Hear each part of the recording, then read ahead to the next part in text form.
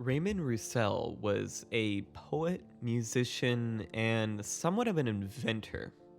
One of his more well-known inventions was his custom land yacht, a house on wheels.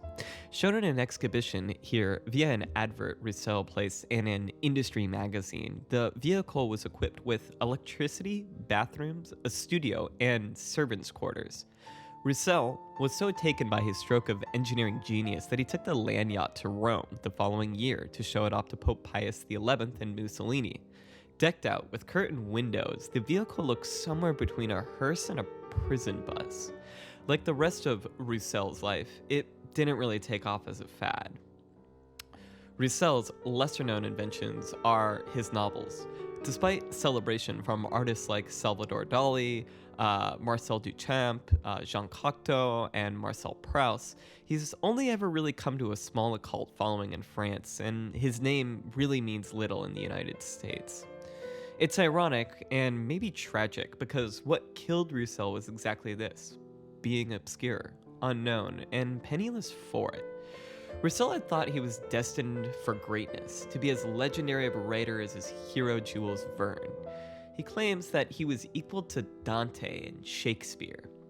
But alas, Roussel's first book, published when he was only 20 years old, was panned by his critics immediately. And the writer suffered an intense nervous breakdown that caused a rash to develop on his entire body, and he had to be hospitalized. The event culminated in a profound nervous depression that haunted him for years. He would be treated by famous psychologist Pierre Janet, who noted during one session with Roussel that he believed that whenever he wrote, he was surrounded by rays of light that would have to be shielded from the outside world. If they were to be let free, they would stretch as far as China, and that people would be racing to Roussel's house. In short, his words would illuminate the world that was cast in shadow. Jenny said that Roussel believed he carried the sun inside him, hence why Roussel traveled by housecar. I mean, Roussel could have had the first convertible, but he chose an RV, a shelter, which always functions as a shield, to protect against outside forces, or in this case, to enclose the sun and protect the world from its luminosity. The immense fortune inherited from his father allowed Roussel to do anything his heart desired. He traveled the world, fucking sailors, partying, playing chess, and he claims he was well known for the comedic imitations of others. But most of all, what we know of Roussel was that he was habitually solitary in his travels.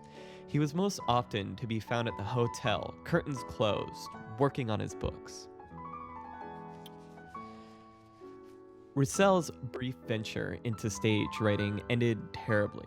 Despite the expensive sets and enormous production costs, Roussel's plays were panned and often broke out into protests, riots, and fights between Roussel's occult followers and members of the audience. Positive reviews often came from surrealists who Roussel dismissed as being obscure. Paul Edouard, reviewing the play in La Révolution Surréaliste, wrote that the actors in the story directed by Roussel held, in their hands, a golden ray, the blossoming of truth and dignity, of felicity and love. He said, "May Raymond Roussel continue to show us everything which has not been. We are a small group for whom this reality alone matters." A golden ray. His most important work was written between 1910 and 1914, particularly Impressions of Africa and Locus Solus. Following his service in World War I, we know Roussel traveled the world from 1920 to 1921. Roussel would write for the last decade of his life. His mental health continued to decline throughout his life, and the publication of his work became more scarce. The depletion of his fortune led him to travel to Italy, where he sought a hotel, locked the door, and overdosed on barbiturates. You'd be right to asking yourself, so what? Wealthy dude who believes he has divine abilities, what psychologists call sociopaths, writes a bunch of panned literature and is forgotten by history. So why is Foucault interested in Roussel? Why is Roussel remembered at all? You see, Jenny writes that Roussel had a very interesting conception of beauty in literature. The work of art must contain nothing real, he said. No observation of the real or spiritual world, only totally imaginary arrangements. What fascinates surrealists and philosophers are these imaginary arrangements, ideas that are new, that don't belong to a society at a given time. It's ironic considering that the critics in his time panned his works for reviews that often cited how boring it is. It just sort of rambles on nonsensically. It's quite understandable because at a glance his work reads excruciatingly banal. Consider, however, the idea of starting an author's oeuvre or reading the first sentence of a novel that begins with the author's death. You see, before Roussel passed, he left with a publisher a series of strict rules and notes for the publication of his final book, a book only to be released in the circumstance of his untimely death. That book is How I Wrote Certain of My Books, published shortly after his death in 1935. It's a rather bizarre book that's a sort of instruction manual, brochure, and autobiography. Well, Foucault speaks at great lengths about all of Roussel's work in his book, Death in the Labyrinth. He speaks of all of them through the lens provided by Roussel in How I Wrote Certain of My Books. Because what Foucault realizes is that Roussel's last book was a labyrinth. Because in a labyrinth, corridors quickly lead to dead ends, secret passageways, and unexpected encounters, where one is often returned to their beginning, their point of departure. It is a labyrinth which is not bound by the pages or words where it is described. It reaches out across its boundaries, not only through all of Roussel's work, but also out to us. We are in a game with Roussel, where we are never cheated, but we always lose. One inevitably begins the title, How I Wrote Certain of My Books, which should be taken as the first clue in a series of riddles or codes that in turn reveal mysterious corridors.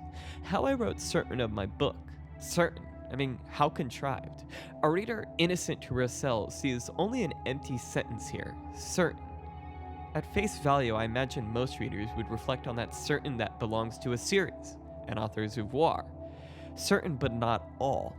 Ironically, certainty also denotes a concrete meaning. How I wrote certain, as in definitely, of my books.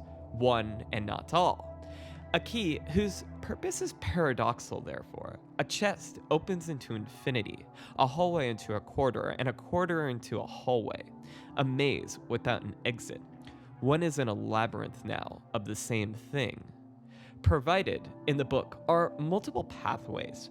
The first is Roussel's posthumous essay, and the other parts of the book are chapters from his novels, with exception to the final chapter of the book, which is entitled Documents to Serve as an Outline, which is a sort of bizarre self-referential piece that is difficult to define, but we will return to at a later time. In any case, Roussel's essay is divided into two parts. The first detailing how he wrote certain of his books, and the second is autobiographical. The two parts being separated only by a series of asterisks and short anecdotes, humorous performances that function like an interlude between two shows. In effect, what is sheltered is Roussel's son. The writing detailed in the first part from his autobiography, his life outside the author's role in the text, outside of the author function. In the autobiographical section, there is a great amount of exposition, elaboration, and detail given to Roussel's early years, particularly in the formative years before his hospitalization. But as his autobiography goes on, Roussel's expositions proportionately decrease with the later parts of his life and are described in single sentences. Roussel therefore inverts memory, providing the most clarity to what is far away. The text then functions like a magnifying glass.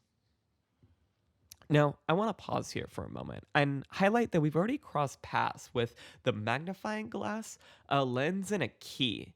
Items in a game of riddles that reveal things to us, that show paths through the labyrinth and unlock doors.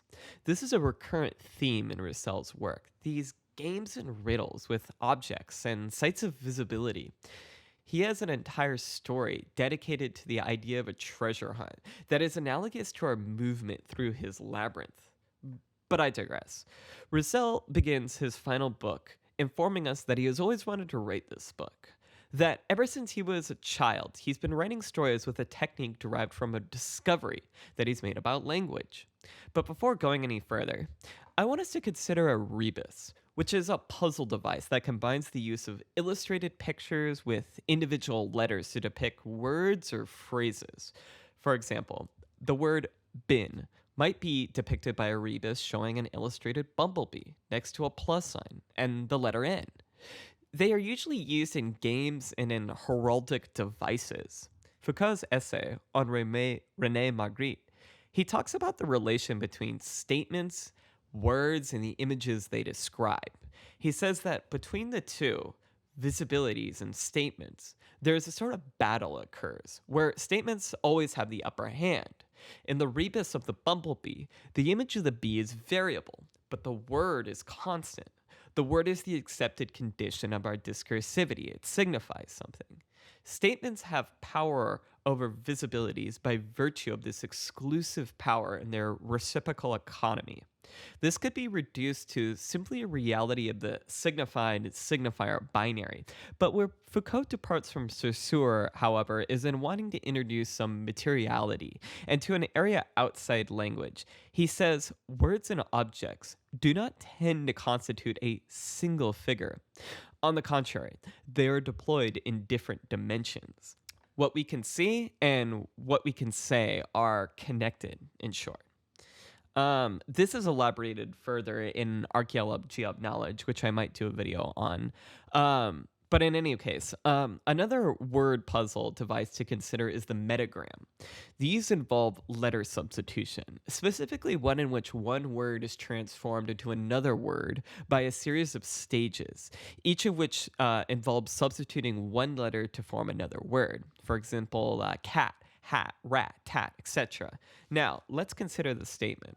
Swimming along the Nile, I found the remnants of an old harvest. The Nile River. One is immediately taken aback to the exotic land of pyramids, where the written word resembles directly what it indicates. The Nile River, a plentiful place where crops grow and sacrifices are offered in hopes of a rich harvest. Now, consider the statement. Swimming along the bile, I found the remnants of an old harvest. Bile, a bitter greenish-brown alkaline fluid that aids digestion, is secreted by the liver and is stored in the gallbladder.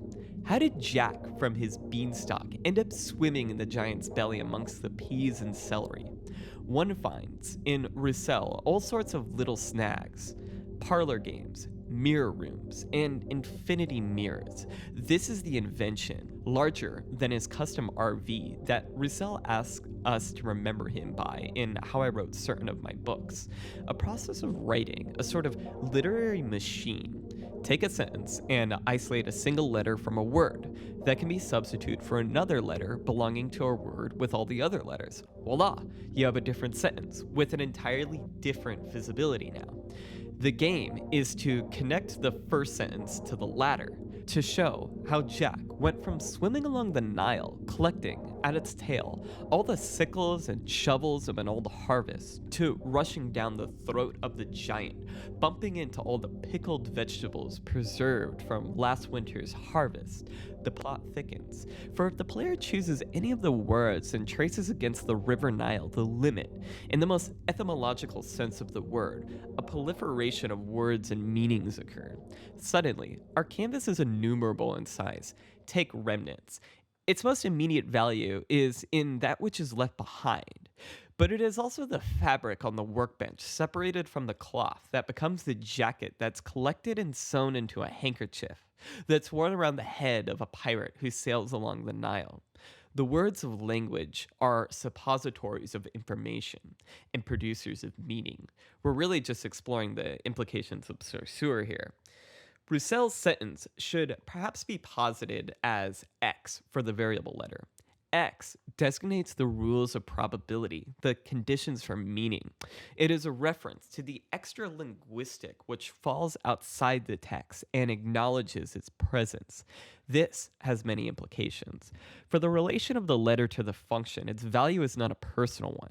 It belongs to the series as a position in the sentence proper.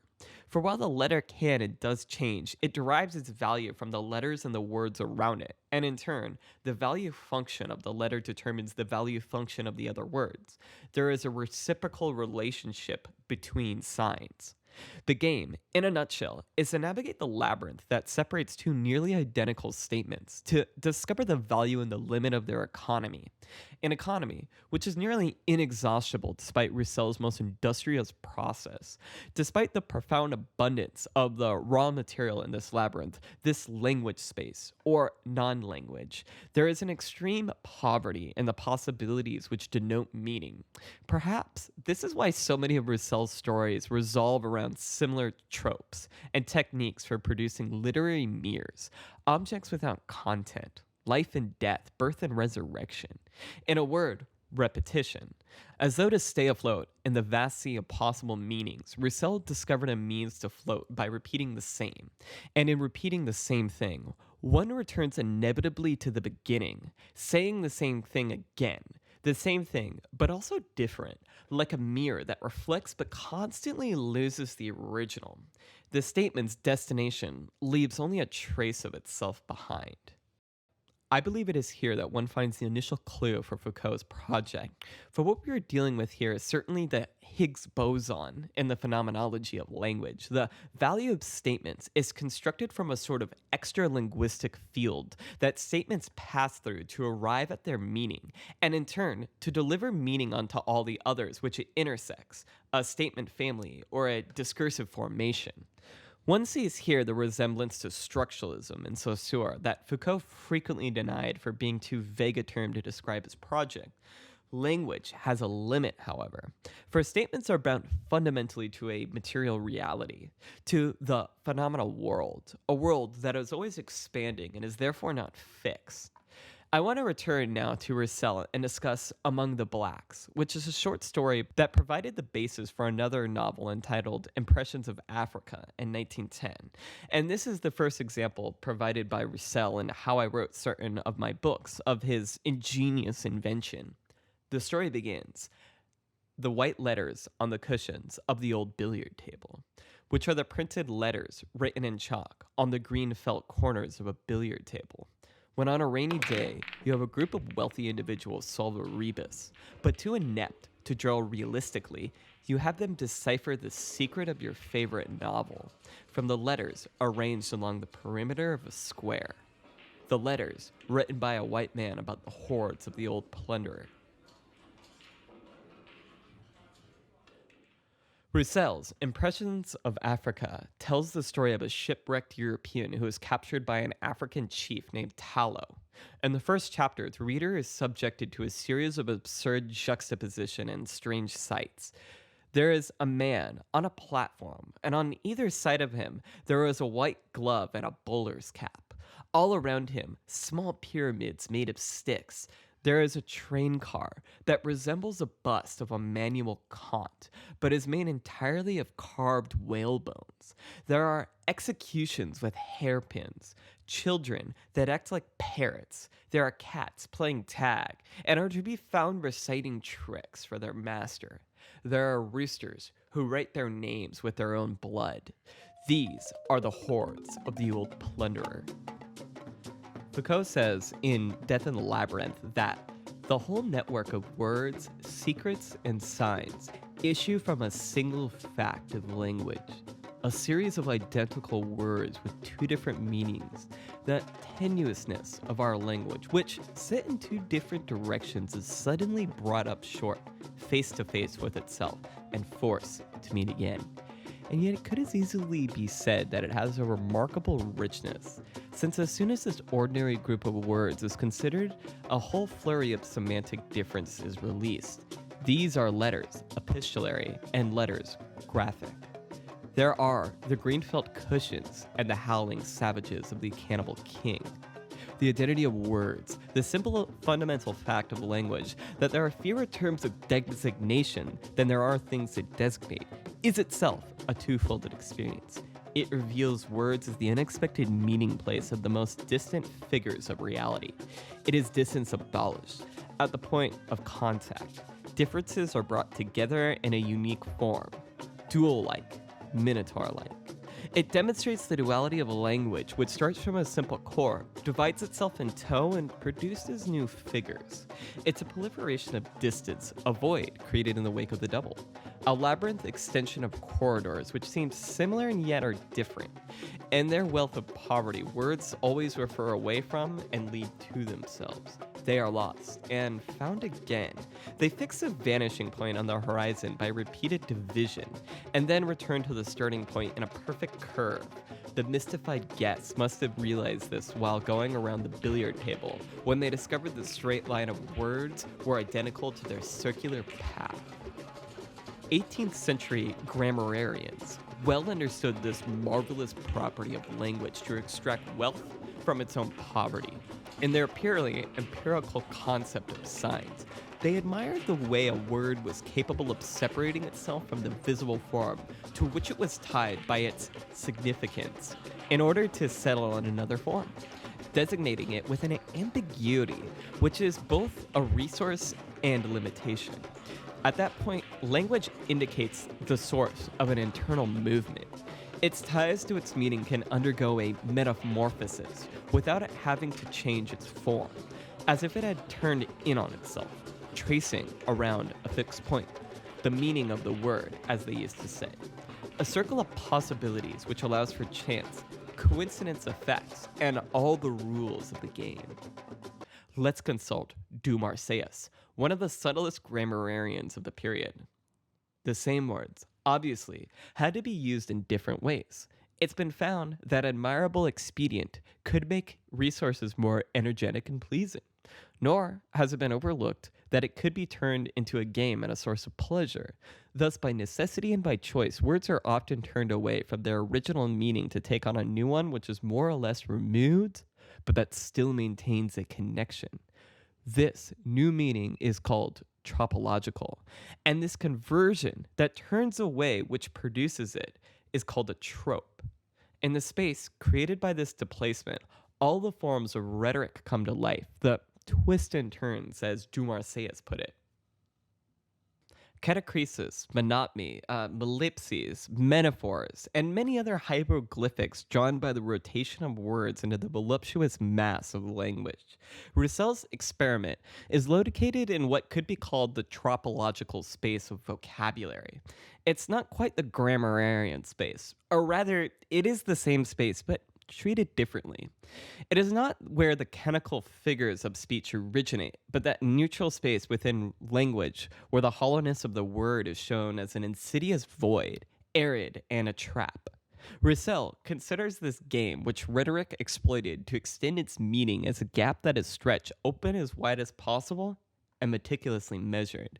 He felt there is, beyond the quiescent liberties of expression, an absolute emptiness of being that he must surround, dominate, and overwhelm with pure invention. This is what he calls, in opposition to reality, thought.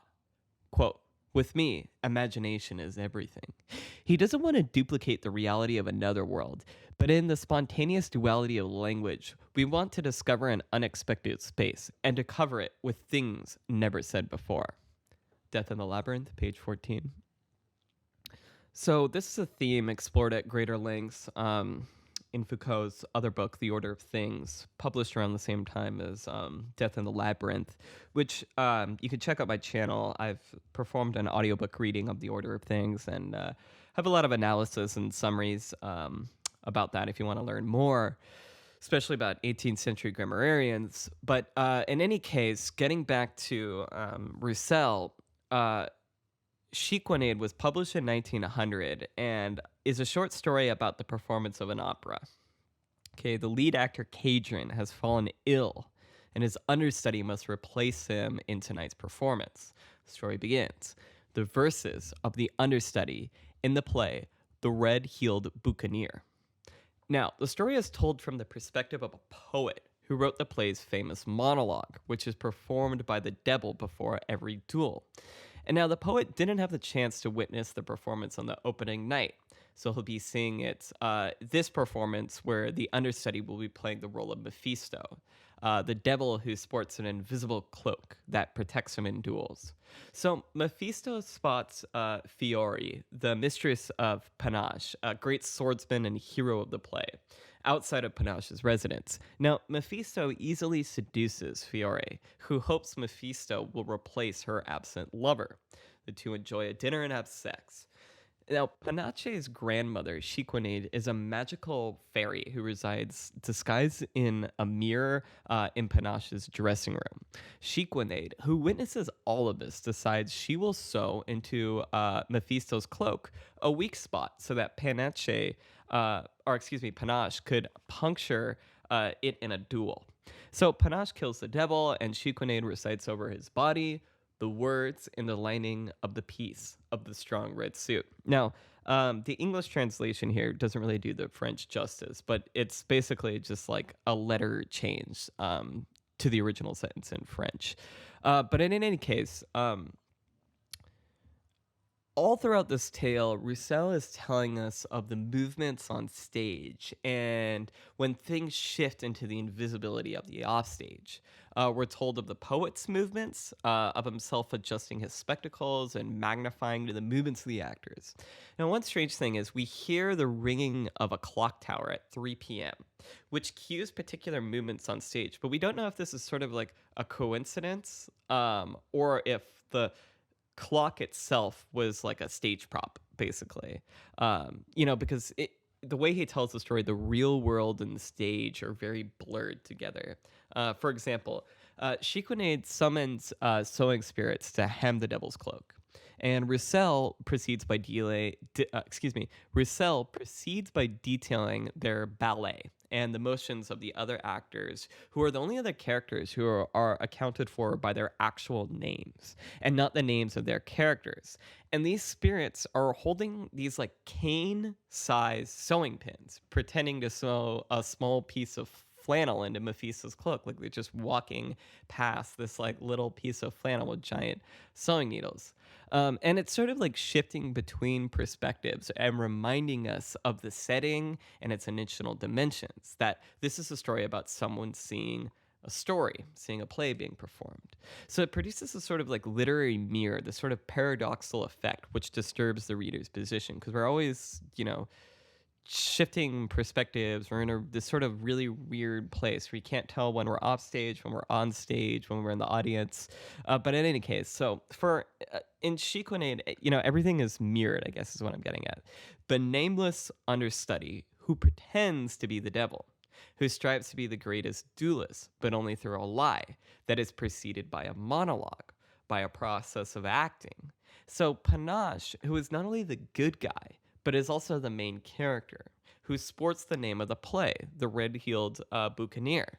The main character is always the objective of an understudy, striving to the position of the lead, like the devil who strives to be the greatest duelist, but can never be better than Panache, who never loses. Shequinade, which is both the name of the book and of the magical mirror, which serves as a metaphor for the process invented by Roussel. Now, Fiore is the mistress of the lead actor, who is seduced by the understudy, who gets drunk and is nothing but a poor imitation of the charming Panache, the lead actor. So Fiore is attracted to Mephisto in so much as he will fill the absence of Panache, the understudy who fills the role of the lead actor. Okay, now Mephisto, who sports a red cloak to protect against pirates. Panache is a red-heeled buccaneer. In many ways, Shequinade is just a short story which says nothing but the verses of the understudy in the play, The Red-Heeled Buccaneer, in a dozen and dizzying different ways. It's awesome.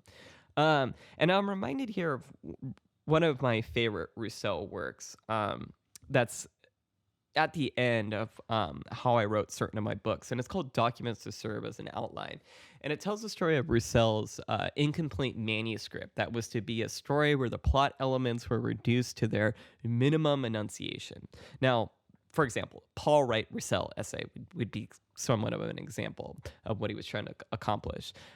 In the first chapter, which differs from all the others insomuch as it is not clearly delineated as a document, but rather as just the title In Havana. Now, the names of all of the characters and the dates in this short story are left completely blank. We're offered only a clue, the first letter. On Saturday night, M kissed T on top of R tower in the year XXXX. Okay. It was to be Roussel's most amazing story. And there's a lot to say about this piece, and I haven't quite made up my mind about it. There are references to this piece all throughout how I wrote certain of my book to sort of draw its legitimacy and meaning into question. First, there's the publisher, who, against Roussel's wishes that the story already mentioned be suppressed so that the documents begin instead by the first of the other 6 documents. Roussel's publisher claims that this is not because Roussel found the work not up to standard, but that Roussel desired symmetry, and that because 6 represented an easily publishable whole. The problem is, Roussel states in his autobiography that the symmetry that divided his work was of the number 7. The number 7 being that most unsymmetrical number, 3 plus 4. But that was, he would use 7 to literally divide up his entire oeuvre. The second unusual, most kind of bizarre thing is just the title. A lot like the title How I Wrote Certain of My Books, it provides us with sort of like an ambiguous meaning. Why documents and why outline? Especially if the opening In Havana, which sets the stage, so to speak, for a novel, and perform the task most expected by an outline that was to be suppressed at Roussel's wishes. In Havana, it apprises us that the documents were to be assembled as like evidence of these like 30 members of a club whose reason for being was to prove the superiority of Europe over America. Now, each member would receive their own document, literally just like a name tag as a sort of backstory. But in each document, it's difficult to see how they live up to this purpose or any purpose really at all. Each story is sort of just like a weird vignette within a vignette where the lesson is always absent. Narratives are just fragmented and develop along these really strange different levels. So equally reductive and paradoxically complicated and of course most absurd is Roussel's final work, Novella's Impressions. It's a novel that's written in verse prose that's divided up into a series of cantos. Each canto begins with a sentence that serves as the canto's source material, much like his earlier work.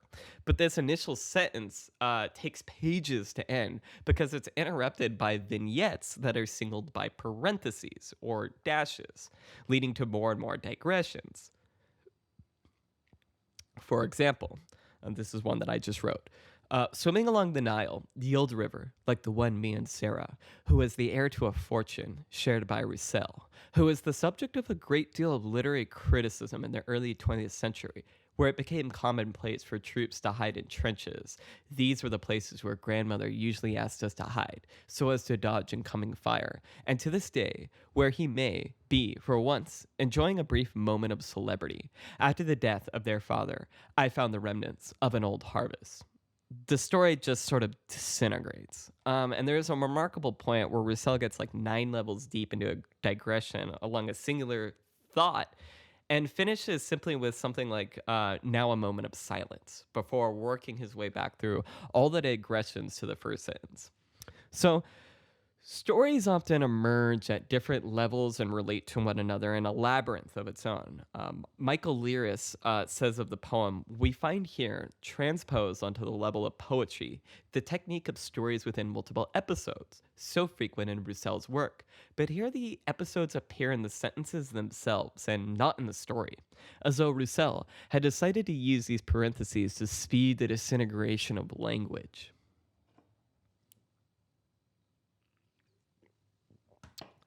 Paired with the release of the book, Roussel anonymously commissioned an artist to illustrate scenes from his vignettes and digressions.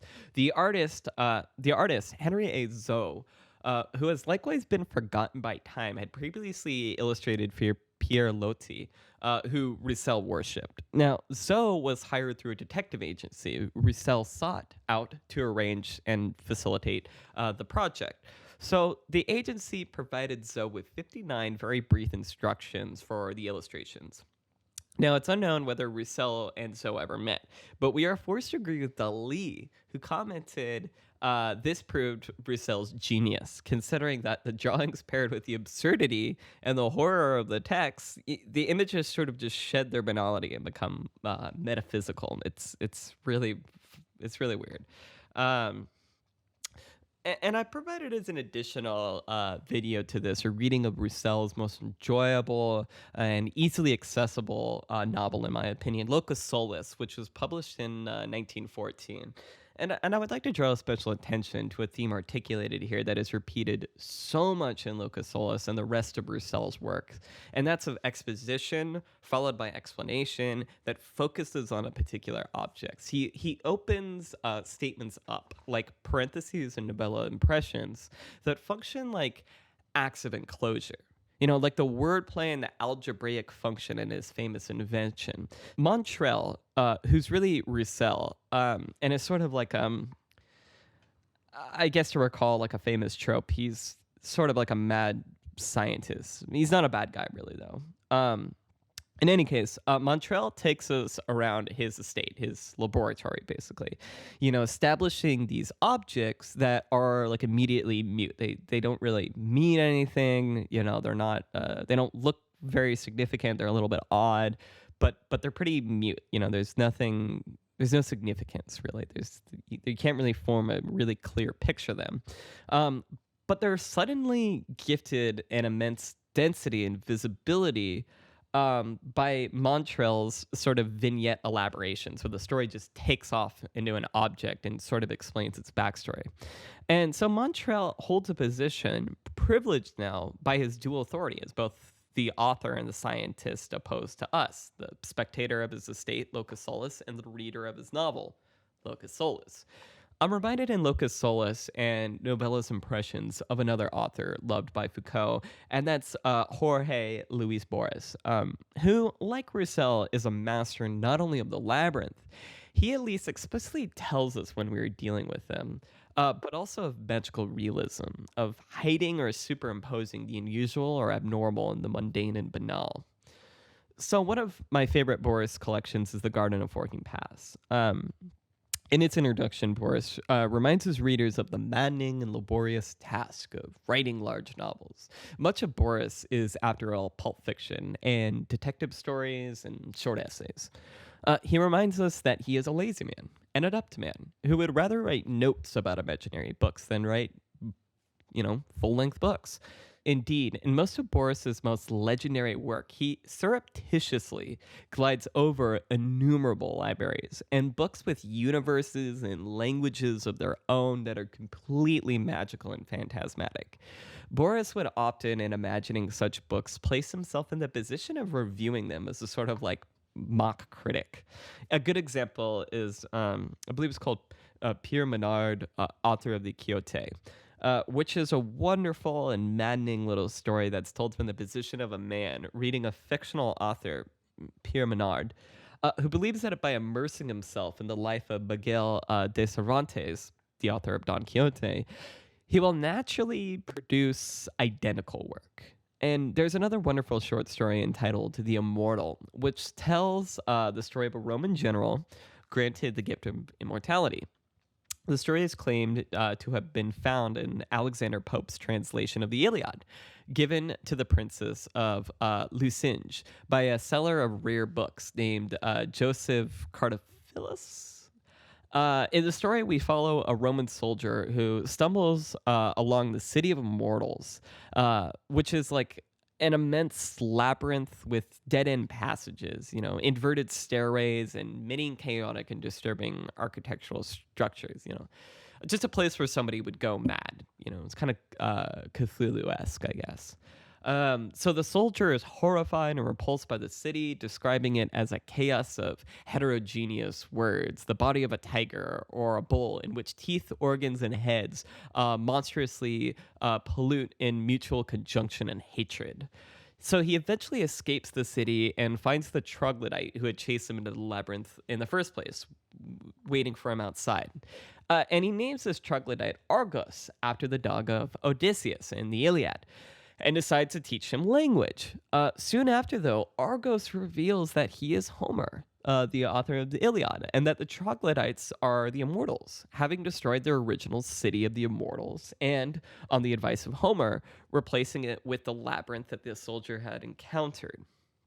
So, in Borges's narratives, we find all these sort of like non-existent texts with non-existent people marrying to a real world that becomes increasingly hard to define. So often in Borges's books, we find, a prose which emulates the writing of an encyclopedia or a biographer. And Rousseau's no immigrant to this idea either. Take the bust of Immanuel Kant suspended upon a body of whale bones that moves around the esplanade of the African chief Talo, who rules over a placeless place. In Locus Solus, we find the missing manuscripts to a lost story in Romeo and Juliet. He has a short story, I believe, about Voltaire as well. But in any case, the language that authorizes us to follow a manual, an outline, a blueprint, is suspended in Roussel, like the biographies and encyclopedia entries in Borges. This is the sort of disturbing force in Borges and Roussel. And I don't mean that in a frightening sense, but in the sense that it's uncanny. It makes us uneasy.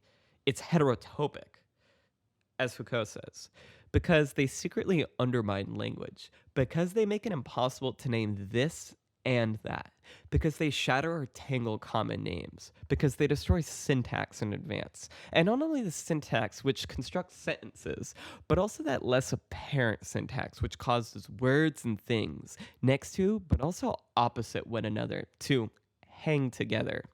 Heterotopias, found so often in Borges, decimate speech, stop words in their tracks, contest the very possibility of language at its source. They dissolve our myths and sterilize the lyricism of our sentences, from the order of things. So I'm greatly indebted to Deleuze's lectures on Foucault here, and sort of just, connecting the interests that Foucault had with Roussel to many other ideas that Foucault was articulating, particularly in the order of things, this is not a pipe, and archaeology of knowledge. Namely, those ideas of like the extra linguistic space in language, the nature of the statement, of enunciative modalities, that is to say, the authority to establish statements, to pass judgments, and provide visibility to objects and spaces, but also of literary heterotopias and the position of the author in relation to truth and to their work. But most importantly, of the language between a statement that authorizes what can be said and what can be seen. And this is really important that you should meditate on that. But I'm going to stop here, not only because Death in the Labyrinth is an extremely rich book, but because Roussel's work is infinitely dense. I mean, it's the product of a process which acknowledges the arbitrariness of the signifier, which is the central void at the heart of our language. I think what Roussel and Borges leaves with us, possibly, is a message that we ought to meditate on, and that's the strict impossibility of knowing all, of figuring out the meaning of getting through Roussel's Labyrinth, the possibility of a superior knowledge of which we will never obtain.